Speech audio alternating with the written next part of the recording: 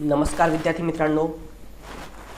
तर अनअकॅडमीच्या या video lecture सिरीजमध्ये मी भूषण धूत आपलं पुन्हा एकदा स्वागत करतो.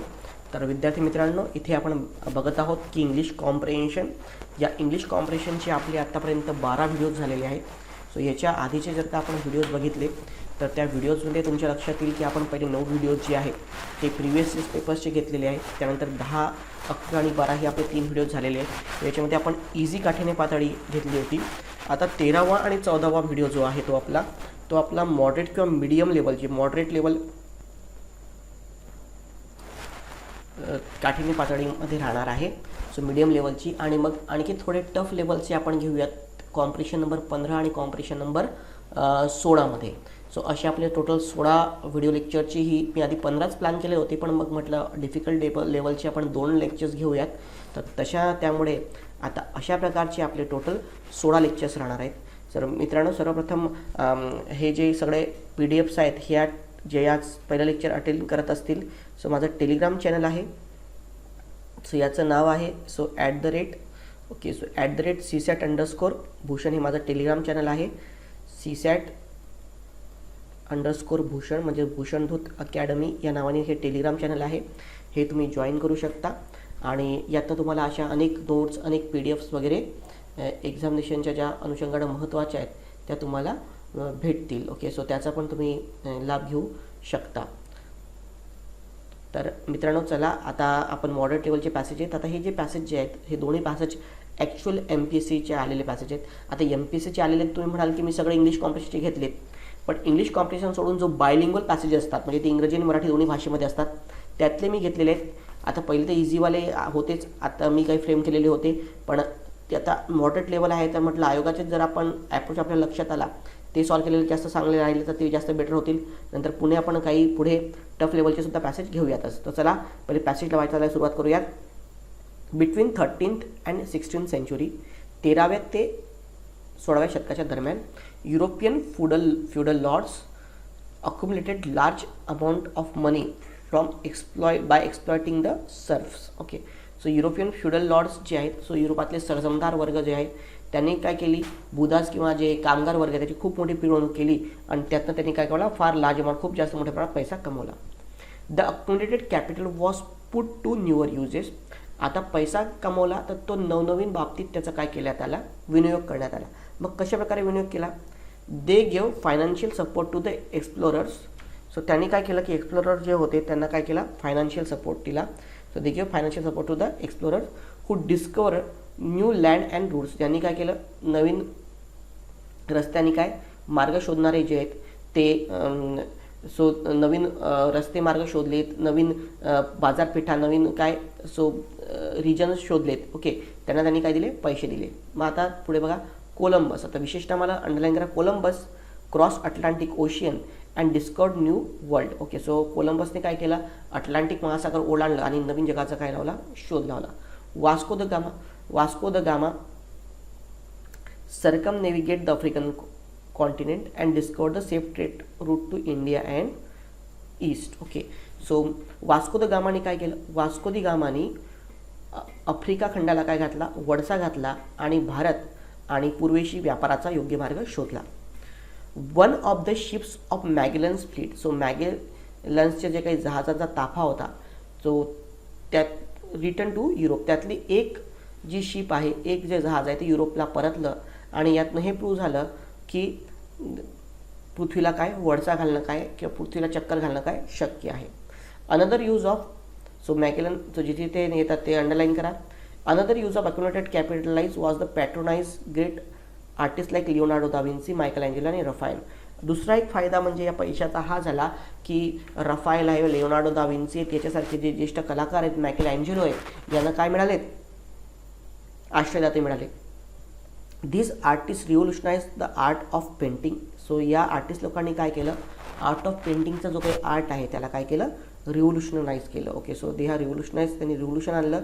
सो कशाच्याद्वारे, पेंटिंगच्या कलेद्वारे. हां, अँड स्कल्पचर आणि काय, सो अगेन मूर्ती वगैरे बनवणे याच्याद्वारे. ओके, हां, represented the human body in a great detail. So यांनी काय केलं की ह्युमन बॉडीला जे आहे ते फार मोठ्या ह्याच्यात हे केलं.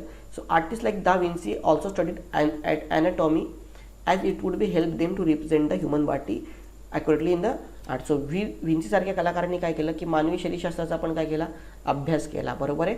आणि त्याच्यामुळे काय झालं की शरीरशास्त्राचा अभ्यास केला का, कारण त्यांचं जे आर्ट आहे, त्यांची कला आहे, त्याच्यामध्ये तंतोतंत चित्रण व्हावे यासाठी त्यांनी काय केला, कलेचा शरीरशास्त्राचा अभ्यास केला. मग त्यामुळे शरीरशास्त्राचा सुद्धा काय होत गेला, विकास होत गेला. कळलं तुम्हाला. सो ह्या पॅसेज लक्षात आला तर हा एक पूर्ण इन जनरल काय एक फक्त इन्फॉर्मेटिव्ह हिस्टॉरिकल टाईप असा हा पॅसेज आहे आतापर्यंत आपल्याला असं वाटतोय. आता पुढे बघूयात. Anatomy was not the only science. Anatomy हा एक मात्रच नाही, वॉज नॉट द ओनली, याला अंडरलाईन करा, that evolved in the period. Alchemist who wanted to find the philosopher stone. Okay. So alchemy ज्यांना फिलॉसॉफर स्टोन म्हणजेच काय परीस पाहिजे होता. Okay. And the elixir of life, आणि काय अमृत पाहिजे होता. Ended up discovering various new elements like phosphorus. Okay. आणि त्यातनं काय नवीन एलिमेंट काय फॉस्फरस सारख्या काय झाल्या, मूलद्रव्याचा शोध लावल्या. And chemistry evolved as a science. Okay. आणि त्यातनं काय झाला, रसायनशास्त्राचा सुद्धा काय झाला, विकास झाला. Copernicus proposed that sun and not the earth was the centre of our solar system.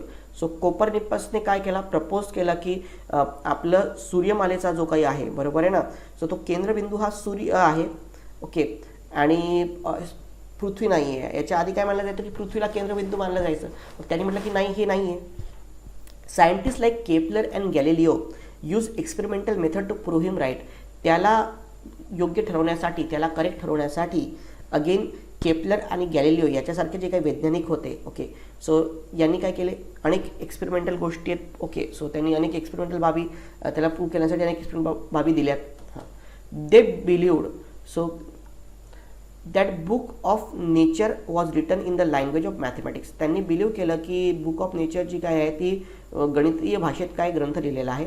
Apart from the various discoveries scientific method itself evolved in this period. आणि हे सोडून सुद्धा अनेक सायंटिफिक बाबींचा काय झाला, या पिरियडमध्ये, या काळामध्ये काय झाला, विकास झाला. Okay. Scientist propose the idea. Okay. So scientist काय करायचे, कल्पना देत होते. नंतर त्याचं काय करायचं, कंडक्ट द एक्सपेरिमेंट. त्यानंतर त्याच्यावरती काय करत होते, एक्सपेरिमेंट करत होते. Then recorded the proceedings of the experiment. नंतर काय केल्या जात होत्या, प्रोसिडिंग ज्या आहेत त्या काय केल्या जातात, रेकॉर्ड केल्या जात होत्या. Okay. At kept record open for a scrutiny. आणि काय मग त्या स्क्रुटिनीसाठी किंवा तुमच्या विश्लेषणासाठी, त्याच्या याच्यासाठी सो सायंटिस्ट काय करत, सो वैज्ञानिक जे आहेत ते कल्पना मांडत, कल्पनासाठी काय करत, ते प्रूव्ह करण्यासाठी मग काय करत, प्रयोग करत. मग प्रयोग केल्यानंतर त्याच्यामुळे ते काय करत होते, सो प्रोसिडिंग्स वगैरे काय करत होते, एक्सपेरिमेंट करत होते, बरोबर आहे ना. आणि अगेन स्क्रुटिनीसाठी, त्या टीकेसाठी किंवा काय त्याच्या पुन्हा असं नाही की त्यांनी सांगितलं ते फायनल झालं, ते खुल्या ठेवत, चिकित्सा करायसाठी ते काय करत, खुल्या ठेवत की तुम्ही त्याच्यामध्ये पुन्हा एक्सपेरिमेंट करा. They believed that man has almost unlimited, so definitive word आला, unlimited potential of changing the world.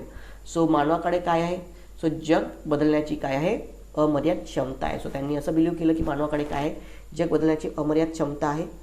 Though the church was immensely rich and powerful. जरी चर्च जी आहे खूपच मोठी रिच आणि काय पॉवरफुल असली तरी people began to describe a blind believe on destiny. So church तेव्हा पण एकदम रिच आणि पॉवरफुलच होती. ओके.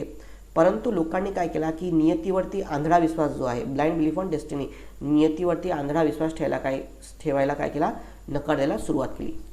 आणि त्यामुळे स्पिरिट ऑफ इन्क्वायरी इव्हॉल्ड. आणि त्याच्यामुळे काय झाला, चिकित्सक वृत्तीचा काय झाला, उदय झाला. The new ideology of humanism emphasize the capacities and efforts of individual human. या ह्युमॅनिझम मानवतेच्या नवीन तत्त्वज्ञानाने इंडिव्हिज्युअल ह्युमनच्या अनेक कॅपॅसिटीवरती काय दिला, भर दिला. European scholar reviewed the classical Greek and Roman text and popularize them with a new techniques. तो काय करत की युरोपियन स्कॉलर्स लोक वगैरे जे आहेत ते काय करत, ग्रीक रोमन टेक्स्ट जे आहेत त्याला नवीन नवीन टेक्निक्सनी काय करत, पॉप्युलराइज करत. Okay. So with the new techniques and printing, आणि प्रिंटिंगची टेक्निक जे डेव्हलप केली होती कोणी, गुटेनबर्गने, बरोबर आहे. सो त्यातने ते केलं की again Greek and Roman text काय त्यांना पुनरुज्जीवित केलं त्यांनी. ओके. रिव्ह्यूड केलं त्याला. The world renaissance means revival. So renaissance म्हणजेच काय, सो रेनेसा या शब्दाचा अर्थ होतो पुनरुज्जीवन. All this interrelated phenomena collectively called as renaissance. आणि या एकमेकांमध्ये गुंतलेल्या सगळ्या यालाच काय म्हणतात, रेनेसा म्हणतात. तर अशा प्रकारे हा फक्त एक पूर्ण इन्फॉर्मेटिव्ह बेस्ड पॅसेज होता. म्हणजे इथे जर का तुम्ही बघितलं तर यात अगेन याच्यामध्ये जर का आपण बघितलं ओके, तर मग तुमच्या लक्षात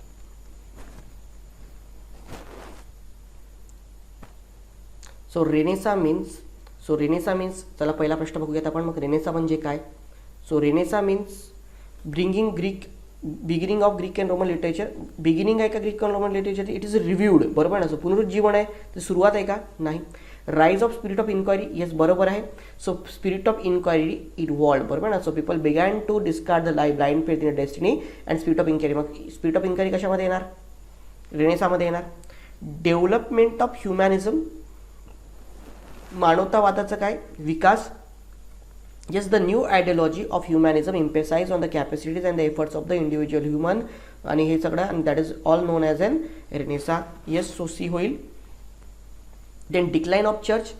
आता चर्च बघा, so church was immensely rich and powerful. People has to discard a life of a blind faith in the destiny. Okay, परंतु इथे ठीक आहे, जरी तो म्हणतो की चर्च काय ते श्रीमंत होती, शक्तिशाली होती, तरी आंधळा विश्वास ठेवायला नकार द्यायला लोकांनी काय केली? सुरुवात केली. पण याचा अर्थ चर्च डिक्लाइन कुठे झाली किंवा त्याची पॉवर कमी झाली असं कुठेही माहिती पडते का आपल्याला? नाही. सो म्हणून उत्तर काय ना तुमचं? पर्याय क्रमांक 4, B and C. So that's why the answer is option number 4, B and C. Okay, so हा झाला पहिला प्रश्न. पहिल्या प्रश्नाचं उत्तर काय होणार? पर्याय क्रमांक 4 होईल. ओके, हां. मग नेक्स्ट सेकंड घ्या. According to the above paragraph, what are the factors included in the humanism? So परीक्षेतानुसार मानवतावादामध्ये कोणत्या कोणत्या गोष्टी अंतर्भूत होतात? ह्युमॅनिझममध्ये काय काय? तर importance of individual capital. So स्वतःच्या मालमत्तेचा इंडिव्हिज्युअल कॅपिटल, स्वतःच्या मालमत्तेचा काय? सो त्याच्यामध्ये उपयोग करणं, बरोबर. So importance of what? Individual Capitals. Okay, so हे होईल का याच्यामध्ये? कसं काय बरोबर होईल? अरे कॅपिटल काय पैशाचं महत्त्व आहे का त्याच्यामध्ये? नाही आहे, बरोबर आहे ना. हां, individual capital. Importance of individual efforts, yes हे येणार. बघा यांनी काय मेन्शन केलेलं आहे? Humanism impress on human capacities, capital नव्हे, capacities and effort of individual human. So individual ह्युमनचे काय? एफर्ट्स. सो बी बरोबर होईल. Popularization of new printing technology. आता प्रिंटिंग टेक्नॉलॉजी पॉप्युलरायझेशनचा काय संबंध आहे मानवतावादामध्ये? मानवतावाद म्हणजे ह्युमॅनिझम म्हणजे मानवाचं महत्त्व. आता त्याच्यामध्ये काय प्रिंटिंग टेक्नॉलॉजी इन जनरल त्यामध्ये डेव्हलप केली, हा काय होईल का? Belief in human potential. So belief in human potential सुद्धा होईल. Yes, so belief in human potential again that is also correct. So B and D. So म्हणून बी आणि डी. सो उत्तर करणार पर्याय क्रमांक 3. Which of the following statements are correct? So पुढीलपैकी कोणते विधाने आहेत ती काय आहेत? योग्य आहेत. सो कोणतं statement? Earlier the earth was consider to be the centre of solar system. सुरुवातीला पृथ्वी जी आहे ती सोलर सिस्टीमच्या काय सेंटरमध्ये मानली जायची. आता बघा याच्यामध्ये स्टेटमेंट काय आलेलं आहे?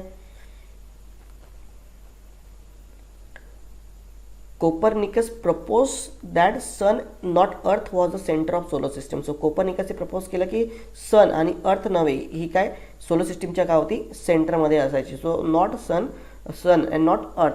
याचा अर्थ पृथ्वी नाही आहे, सूर्य आहे असं तो बोलला. याचा अर्थ त्याच्या आधी लोक काय म्हणायचे की पृथ्वी आहे, म्हणून त्यांनी त्याला छेद दिला ना त्या सिद्धांताला.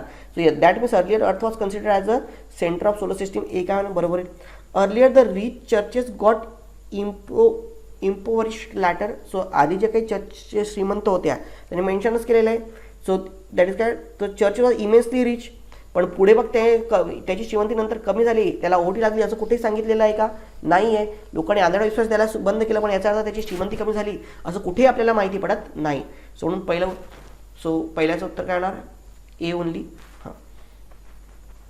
Then from the statement below which of the following statements are true. So खाली दिलेल्या विधानानुसार पुढीलपैकी कोणते विधाने काय आहेत? योग्य आहेत. सो कोणते विधाने काय ट्रू आहे? Scientific development is closely connected with the development of art. Okay, so scientific development जी आहे, बरोबर आहे. सो वैज्ञानिक जी आहे, okay, so scientific development is ही closely connected with the development of art. So आर्टच्या डेव्हलपमेंटच्या याच्यात काय आहे? सो इन जनरल कनेक्टेड आहे सायंटिफिक डेव्हलपमेंट. आता हे होऊ शकतं याच्यामध्ये की सायंटिफिक डेव्हलपमेंट आणि काय? सो क्लोजली आर्टची डेव्हलपमेंट या दोन्ही काय एकमेकांच्या रिलेटेड आहेत. Yes, so that is correct. Okay, so काही डाऊट आहे याच्यामध्ये? कारण त्यांनी मेन्शन केलं की जसं जसं हे डेव्हलप होत गेलं, आर्टचं डेव्हलप करण्यासाठी सायन्सचं पण काय होत गेलं? डेव्हलपमेंट होत गेलं.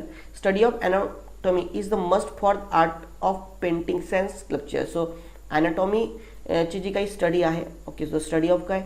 सो मानवशास्त्र जी आहे, बरोबर ना. सो त्याचा अभ्यास जो आहे तो पेंटिंगसाठी आणि याच्यासाठी काय आहे मस्ट आहे. आता बघा त्याचं हेल्पफुल आहे, तर तो म्हणतो ना की काय केलं होतं इथे इथे त्यांनी सांगितलेलं आहे. तर काय विन्सीनी काय केलं होतं की ॲनाटॉमीची स्टडी केली होती का आर्ट ठेवायसाठी, बरोबर आहे ना. सो आणखी तंतोतंत चित्रण हवं आहे, तर पण ते त्यासाठी मस्ट आहे, त्याच्यामध्ये ते हेल्पफुल आहे. पण याचा अर्थ याच्यासाठी मस्ट आहे म्हणजे त्याशिवाय दुसरं काही शक्यच नाही असं म्हणू शकतो का, असं म्हणू शकणार नाही, म्हणून हे विधान चुकीचं होईल. Changes in printing technology plays a important role in bringing about the European Renaissance. So printing टेक्नॉलॉजीमध्ये जो काही चेंज झाला त्यातनं युरोपामध्ये प्रबोधन घडण्यास काय झाला, सो फरक पडला. हे पण काय होईल, बरोबर होईल. Capital can be initiate development of art and science. So पैसा जो आहे त्याच्यामधनं आर्ट अँड सायन्समध्ये डेव्हलपमेंट होऊ शकते, त्याच्यामध्ये डेव्हलपमेंट जी आहे ती काय होऊ शकते, इनिशिएट होऊ शकते. अगेन जर का तुम्ही बघितलं तर हे विधानसुद्धा काय होईल, बरोबर. कारण बघा त्यांनी काय केलं तर त्यांनी पिळवणूक केली, बरोबर आहे ना. सो पिळवणूक करून त्यांनी जास्त पैसा कमवला, बरोबर आहे. आणि मग तो कॅपिटल जो आहे तो तिकडनं तो लोकांना त्यांनी दिला आणि त्यातनंच आर्ट अँड सायन्सची काय होत गेली, डेव्हलपमेंट होती. म्हणजे एका प्रकारे कॅपिटल जो आहे तो आर्ट अँड सायन्समध्ये डेव्हलपमेंट काय इनिशिएट करू शकतो. सो म्हणून याचं उत्तर काय होणार, ACD करेक्ट आणि बी काय इनकरेक्ट. सो उत्तर काढा पर्याय क्रमांक 2. सो ACD करेक्ट आणि B is what incorrect. Which one of the following statements is true. So पुढील कोणती विधाने काय सत्य आहेत. Gutenberg invented the printing press. गुटेनबर्गने प्रिंटिंग प्रेसचा काय लावला, शोध लावला. ओके, सो बरोबर आहे. So Gutenberg invented the printing press. So आता मला सांगा, तुम्ही म्हणणार बरोबर आहे, विधान काढ तिथे उल्लेखित केलेलं आहे बघा इथे काय. So the new technique of printing is develop by the Gutenberg. So परंतु लक्षात घ्या त्यांनी काय फक्त टेक्निक डेव्हलप केली. So the new technique printing develop by Gutenberg. गुटेनबर्गने काय केलेली आहे, डेव्हलप केलेली आहे. बट याने इथे काय केलेली आहे, येस इन्व्हेंटेड, त्यांनी काय केलेली आहे, इनोव्हेट केलेली आहे, बरोबर. सो इनोव्हेट करणं, सो इन्व्हेन्शन करणं म्हणजे नवीन शोधून काढणं, त्यांनी नवीन नाही शोधून काढायचं आहे, त्याच्यात त्यांनी काय केलं, डेव्हलप केलं. सो डेव्हलपमेंट आणि इनोव्हेशन याच्यामध्ये काय फरक आहे, असं म्हणता येईल का आपल्याला, सो असं म्हणता येणार नाही. सो म्हणून हे विधान काय होणार, चुकीचं होईल. सो हे विधान काय होणार, चुकीचं होणार. The serfs were exploited by the European feudal lords to discover the new routes. Okay, so नवीन रूट्स. ओके, द सर्फ जे आहेत जे बुदास लोक आहेत तर त्यांची काय केली, सर्जमदार वर्गाने युरोपातल्या पिळवणूक केली का, सो नवीन मार्ग शोधण्यासाठी. सो नवीन मार्ग शोधण्यासाठी पिळवणूक केली का. आता इथे बघा आपण पॅसेजमध्ये बघूयात काय इथे पॅसेज सांगतोय आपल्याला. सो पॅसेज सांगतोय आपल्याला की 13व्या ते 16व्या शतकात युरोपातील फ्युडल लॉर्ड्सनी काय केली, फार जास्त पैसा कमवला. ओके, सो कसा कमवला, सर्व जे बुदास लोक त्यांची पिळवणुकीत खूप पैसा कमवला. आता पैसा कमवण्याच्या वेळी त्याच्या डोक्यात नव्हतं की आपल्याला लोकांना काय द्यायची आहे. सो हे जे काही कॅपिटल आहे, बरोबर ना, सो ते विविध मार्ग शोधणाऱ्यांना आपल्याला द्यायची आहेत वगैरे, असं कुठं होतं का त्यांच्या डोक्यामध्ये नाही. त्यांना फक्त एक होतं की पैसा कमवायचा आहे. तर त्यासाठी त्यांनी पिळवणूक नाही केली, हे लक्षात घ्या. ओके, सो काही लोकांना बरोबर घेतील, अरे पण ते एकदा पिळवणूक केली त्यातनं पैसा कमवला, आता पैसा काय करणार एवढ्या पैशाचं, तर तो त्यांनी इन्व्हेस्ट म्हणून त्यांना दिला. पण जेव्हा त्यांनी पिळवणूक करत होते त्यावेळी त्यांना आपल्याला नवीन रूट शोधायचे आहेत म्हणून त्यांना पैसे द्यायचे आहे असं त्यांच्या डोक्यात होतं का, असं त्यांच्या डोक्यात नव्हतं. म्हणून हे विधान काय होणार, चुकीचं होणार. म्हणून उत्तर काय तुमचं पर्याय क्रमांक 3, neither A nor be. Okay, so कळलं विद्यार्थी मित्रांनो. आता विद्यार्थी मित्रांनो दुसरी एक महत्त्वाची गोष्ट की मी ज्या अनअकॅडमीच्या प्लॅटफॉर्मवर तुम्हाला गाईड करतोय ते या अनअकॅडमीचे असेच बरेच कोर्सेस आहेत. त्याच्यामध्ये माझ्यासारखे अनेक एज्युकेटर जे आहेत ते तुम्हाला MPSCमध्ये GS आणि CSATमध्ये गाईड करणार आहेत. तर त्यांचं गायडन्स तुम्हाला प्रचंड महत्त्वाचं आहे. तर मग तुम्हाला ज्यांना यांचे काही प्लस कोर्सेस आहेत त्याला म्हणतात plus course, Unacademy plus courses. त्याच्यामध्ये लाईव्हली तुम्हाला टीच करण्यात येतं. सो ते जर तुम्हाला कोर्सेस जॉईन करायचे असतील तर तुम्ही ते कोर्सेससुद्धा जॉईन करू शकता. ॲप्रॉक्सिमेटली विद्यार्थी मित्रांनो जवळपास याच्यामध्ये त्याची फीस जी आहे ती 7,000 रुपये आहे. आणि जर का तुम्ही त्याच्यामध्ये भूषण CSAT हे जर कोड यूज केला तर तुम्हाला याच्यामध्ये 10% डिस्काउंटसुद्धा भेटू शकतो. मग 700चं 10% डिस्काउंट म्हणजे 700 रुपये कमी झाले 7,000चे. तर तुम्हाला हा जो कोर्स आहे हा फक्त 6,300मध्ये मिळू शकतो. ते पूर्ण वर्षासाठी, म्हणजे एका वर्षात पूर्ण GS CSATचे सगळे लेक्चर, सगळे नोट्स सगळे तुम्हाला यातनं भेटले एका वर्षासाठी. आणि जर का तुम्ही हा जो कोर्स आहे तो कमी कालावधीमध्ये समजा असं काय घेतला तर तो त्याच्यामध्ये जर का तुम्ही बघितलं तर तुम्हाला अगेन हा झाला एक वर्षासाठी काय 6,300ला. तर तो फक्त तुम्हाला प्रोबॅबली 3 महिने, 6 महिने, 1 महिने असे पण याच्यामध्ये घेऊ शकता. म्हणजे तुम्हाला जर 1 वर्षासाठी घ्यायचं नसेल तुम्ही यासुद्धा वेळेमध्ये घेऊ शकाल. ओके, हां. तर चला विद्यार्थी मित्रांनो, आता चला नेक्स्ट आपल्या याला सुरुवात करूयात. Next passage.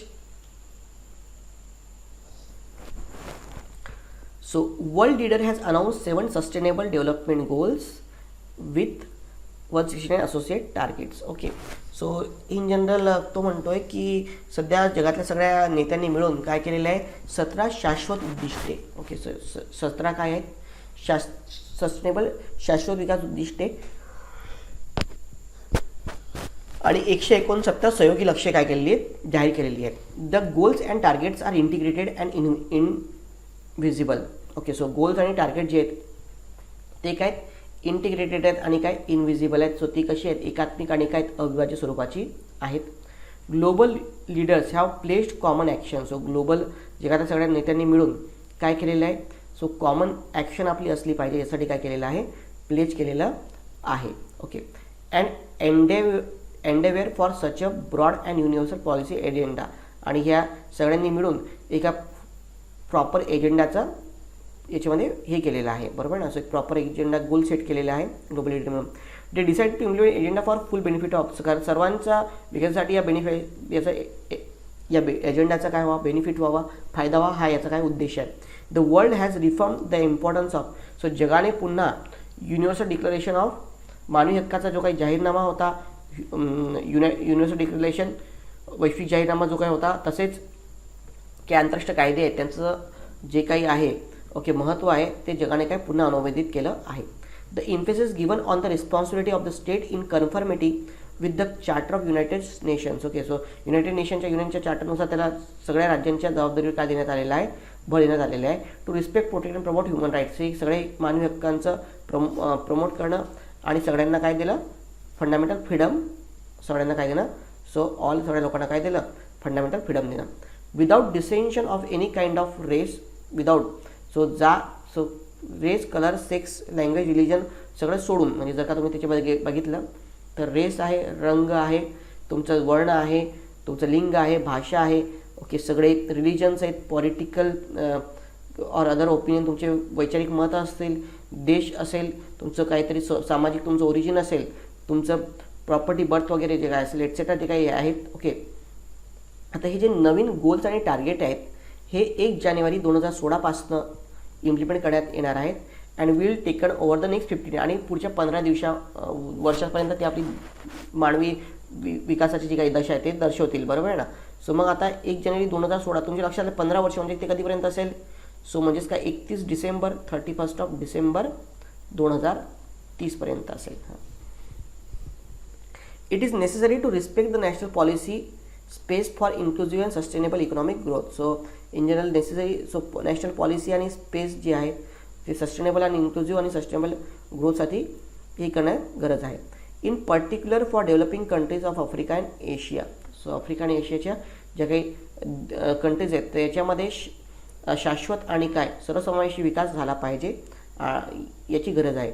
People who are vulnerable to must be import. So जे काही व्हल्नरेबल कंडिशनमध्ये लोक राहतात त्यांचं इम्पॉर्टमेंट करणं काय गरजेचं आहे. Those who needs to reflected the development of includes all childrens, youths, persons, disability, जे काही डिसेबल लोक आहेत, काही चिल्ड्रन्स आहेत वगैरे जे आहे, बरोबर आहे, सगळ्यांचा विकास हा काय केलाचा उद्देश आहे. HIV एड्स वगैरे लोक असतील वगैरे, बरोबर आहे. हां, सो अगेन मायग्रंट्स लोक जे आहेत यांचं पण आपण काय बेटर वे केलं पाहिजे. हां, मग अगेन पुढे बघा, commitment shown toward the ending poverty in all format. So सगळ्या फॉर्मॅटमधनं पॉवर्टी जी आहे, गरिबी आहे ती संपवण्याची गरज आहे. सो सस्टेनेबल डेव्हलपमेंट गोल जे आहेत ते बेसिक स्टँडर्ड ऑफ लिव्हिंग जे आहेत, ओके, त्याच्याबद्दल ते हे करतात. तसेच हंगर जे आहे ते एंड करणं, फूड सिक्युरिटीसाठी वर्क करतात आणि ते काय करतात, so as a matter of high priority सगळ्या प्रकारचं माल न्यूट्रिशन जे आहे, भूकमारी जी आहे ती सगळ्या प्रकारची कमी करणं. ओके, सो माल न्यूट्रिशन जे आहे, कुपोषण जे आहे ते नाहीसं करणं हा याचा काय उद्देश आहे.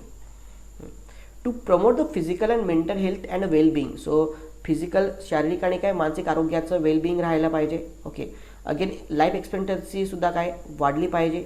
ओके, अगेन युनिव्हर्सल हेल्थ कव्हरेजसुद्धा काय कवर झालं पाहिजे. सो अगेन या सगळ्या गोष्टींची तो म्हणतो काय घेतली पाहिजे, आपण काळजी घेतली पाहिजे. It is essential to reduce the newborn child. Okay, so newborn child so morality till by 2030 पर्यंत it is essential to reduce newborn child and maternal morality. Okay, so in general maternal morality आणि newborn चाइल्डची काय, so त्याचीसुद्धा ही जी आहे ते कमी करणं हे गरजेचं आहे. Okay, sustainable development goal has promised universal access to the sexual and reproductive health care services. तो सेक्शुअल आणि रिप्रोडक्टिव्ह हेल्थ केअर सर्व्हिसेस ज्या आहेत त्यासुद्धा गरजेच्या आहेत, including for family planning, information and education. So शिक्षण, प्लॅनिंग वगैरे माहिती याच्यामध्ये याला फोकस करणं गरजेचं आहे. The focus will be to accelerate the pace and progress of malaria and HIV. Okay, so malaria, HIV, tuberculosis आहे, हिपॅटायटिस, एबोला आहे, याच्यामध्ये आणखी स्पेस, याची फाईट करण्याची स्पेस काय आपण वाढवण्याची काय गरज आहे. Sustainable development goal aim at building strong economic foundation for all. So sustainable development goal जे आहेत ते सगळ्यांसाठी स्ट्रॉंग इकॉनॉमिक फाउंडेशन हे करण्याची काय गरज आहे. Inclusive and sustainable economic growth is essential for prosperity. Again sustainable economic growth जी आहे ती प्रॉस्पेरिटीसाठी काय आहे गरजेचं आहे. It will be easy if well distributed equally and income. So हे आणखी चांगलं होईल जेव्हा काय इन्क्लुझिव्ह अँड सस्टेनेबल ग्रोथ होईल तेव्हा तो म्हणतो इकॉनॉमिक प्रॉस्पेरिटी येणार. बरोबर, हे इकॉनॉमिक प्रॉस्पेरिटी आणायची असेल तर गरजेचंच आहे इन्क्लुझिव्ह अँड सस्टेनेबल ग्रोथ असतं. And it will be easy if well distributed equally and inequality address. जर इनइक्वॅलिटी ॲड्रेस केली आणि जर आपण वेल्थ इक्वली डिस्ट्रीब्यूट केली तर ही गोष्ट आणखी इझी होईल. Nation must work for build dynamic, innovative and people centred economics. So तुमचं जे काही इकॉनॉमिक्स सगळ्या देशांनी काम केलं पाहिजे की इकॉनॉमिक्स कसं असलं पाहिजे. सो डायनॅमिक, सस्टेनेबल आणि काय असलं पाहिजे, इनोव्हेटिव्ह आणि पीपल सेंटर्ड असलं पाहिजे. Okay, so promoting youth employment, woman empowerment वगैरे, यूथ एम्प्लॉयमेंट याच्यावरती आपण वर्क केलं पाहिजे. All countries stand to benefit from having healthy and well educated workforce. So सगळ्या जगातल्या कंट्रीजने येऊन काय केलं पाहिजे की हेल्दी आणि एज्युकेटेड वर्कफोर्स मिळण्यासाठी काय केले पाहिजेत, प्रयत्न केले पाहिजेत. The vast agenda of sustainable development goal shows a certain direction of human progress. तो इन जनरल हा जो काही व्हास्ट एजेंडा आहे सस्टेनेबल डेव्हलपमेंटचा, हा मानवाची ह्युमन प्रोग्रेस किंवा मानवाची विकासाची दिशा येणाऱ्या नेक्स्ट डिकेड अँड हाफ, येत्या 1.5 दशकाची दिशा तो दर्शवणार आहे. यासाठी all countries of the world must work relentlessly to ensure the most of the goals attend and the quality of life improved all over the globe. So मग आता जगात सगळ्या all over the ग्लोबमध्ये या गोष्टी इम्प्रूव्ह होण्यासाठी okay आणि ज्यामध्ये work करण्यासाठी सर्व राष्ट्रांनी एकासोबत मिळून काम करण्याची काय आहे तो म्हणतोय सध्या गरज आहे. सो अशा प्रकारे हा पूर्ण पॅसेज होता. तर which of the following statement not true. Okay, so आता याच्यामध्ये प्रश्न बघूयात कोणतं विधान चुकीचं आहे म्हणतोय तो. Sustainable development goals applicable only to developing, फक्त डेव्हलपिंग कंट्रीला अप्लिकेबल म्हणता येईल का, नाही. तो सगळ्यांनाच काय आहे, सर्वांसाठीच तो काय आहे अप्लिकेबल आहे, म्हणून फक्त डेव्हलपिंग कंट्री म्हणता येणार नाही, हे चुकीचं होईल. Goals under are integrated, yes, त्यांनी ते विधान दिलेलं आहे बघा. सो गोल्स जे आहेत ते काय इंटिग्रेटेड अँड इनडिव्हिजिबल. सो इनडिव्हिजिबल आहे आणि इंटिग्रेटेड आहे. सो आर इंटरग्रेटेड बरोबर आहे. मात्र यांनी विचारलं नॉट ट्रू, कोणतं चुकीचं. सो कोणतं चुकीचं आहे तर 1 ओनली ए चुकीचं आहे. हां, consider the following option. Inclusive growth is a precondition for economic prosperity. So economic प्रॉस्पेरिटीशी इन्क्लुझिव्ह ग्रोथ काय ही प्री कंडिशन आहे. बरोबर आहे बघा, इथे विधान आलं होतं. So inclusive and sustainable economic growth is essential for a prosperity. Inclusive and economic growth is essential for prosperity. So it is that means what, ती इसेन्शियल आहे म्हणजे ती काय त्याच्या प्री कंडिशन आहे. Economic prosperity is precondition of inclusive growth. Economic prosperity जी आहे ती इन्क्लुझिव्ह ग्रोथची काय. सो इकॉनॉमिक प्रॉस्पेरिटी पहिले आली तर इन्क्लुझिव्ह ग्रोथ होईल असं आहे का, नाही. पहिले इन्क्लुझिव्ह ग्रोथ असेल तरच तुमची इकॉनॉमिक प्रॉस्पेरिटी येईल. तर बी चुकीचं होईल, म्हणून उत्तर काय ना पहिल्या क्रमांक 1 only is correct. Which of the above statement are true, कोणती विधाने काय योग्य आहेत. Quality healthcare improve life expectancy. So चांगलं हेल्थकेअर असेल तर त्याच्यामुळे लाईफ एक्सपेक्टन्सी काय होते, वाढते. बरोबर आहे. Quality healthcare reduces child mortality. Quality healthcare आहे तर त्याच्यामुळे चाइल्ड मोर्टॅलिटी काय होते, कमी होते. ओके, सो बरोबर आहे. Sustainable development goals promises healthcare services. बरोबर आहे. सस्टेनेबल डेव्हलपमेंट गोल्स आहेत त्यामुळे हेल्थकेअर सर्व्हिसेस बेटर होतात. Sustainable development goal reduce poverty. Again sustainable development goal काय करतात, पॉवर्टीसुद्धा कमी होते, काय होते, गरिबी कमी होते. सो ABCD 4 विधाने काय बरोबर आहे. 8 सूत्र पर्याय क्रमांक 3. हां, 9 बघा. Consider the statement and select the proper option. Human rights and international laws are important for sustainable development. So sustainable डेव्हलपमेंटसाठी, सर्वसमावेशक विकासासाठी human rights and international laws हे काय महत्त्वाचे आहेत. Okay, so human rights, so आंतरराष्ट्रीय कायदे आणि काय हे मानवी हक्क हे महत्त्वाचे आहेत सस्टेनेबल डेव्हलपमेंटसाठी. बरोबर आहे विधान. It is responsibility for all the state to promote. सगळ्याच देशांची जबाबदारी आहे की ह्युमन राईट्स आणि फ्रीडमला काय करा, सो महत्त्व दिलं पाहिजे. तो इथे बी पण काय बरोबर.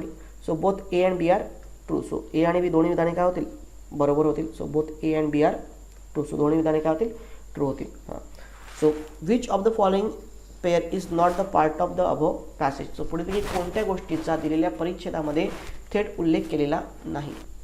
हेल्थ अँड न्यूट्रिशन, हो उल्लेख केलेला आहे हेल्थ अँड न्यूट्रिशनचा. Yes. Human right and international law आहे उल्लेख केलेला human right and international law. Infrastructure development and incentives. So पायाभूत सुविधा आणि प्रोत्साहक, पायाभूत सुविधांचा कुठे उल्लेख केलेला नाही, उल्लेख केला आहे का, नाही. So employment and woman employment याचा उल्लेख केलेला आहे. मग त्यांनी विचारलं not from the passage. So हे सगळे बरोबर आहेत पण ते उत्तर नाही ना.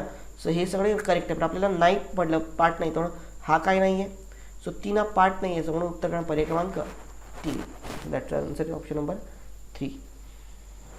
ओके, तर विद्यार्थी मित्रांनो अशा प्रकारे आपण काय संपवलं आहे आपला सो हा पहिला जो सो 13वा पार्ट होता, 13वा लेक्चर होता तो संपवला. अगेन अशीच मॉडरेट लेवलचे आपले अगेन प्रश्न असतील ते 14व्या लेक्चर्समध्ये आणि अगेन त्याच्या पुढे सुद्धा आपण आणखी 15व्या आणि 16व्या लेक्चरमध्ये काय काढणार आहे, काठीने पातळी वाढवणार आहे. ओके, ठीक आहे. धन्यवाद मित्रांनो. Thank you very much. धन्यवाद.